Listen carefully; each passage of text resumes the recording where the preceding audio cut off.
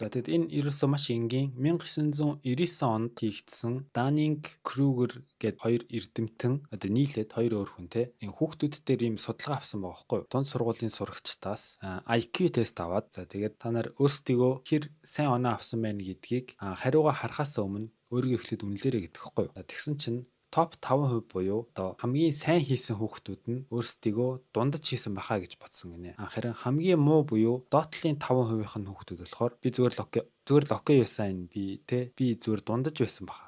Би эсвэл сайн хийсэн бахаа ч юм уу те. Тиймэрхүү байдлаар өөрсдийгөө дүгнсэн байна. За энэ тэгээд юу гэсэн үг вэ гэхээр хамгийн сайн хийсэн топ байсан хүүхдүүдэд одоо тэр тест амархан санагдсан бохгүй юу? Тэгээд амархан санагдсан болохоор нь бусад хүмүүс ч гэсэн энийг хийчих болохоор би бас нэг сайн хийгээгүй бахаа гэж бодсон. Харин тэр хамгийн доотлын хийсэн одоо тэнэг хүүхдүүд тэнэг гэж хэлэх амар муухай нэ. За мэдгүй.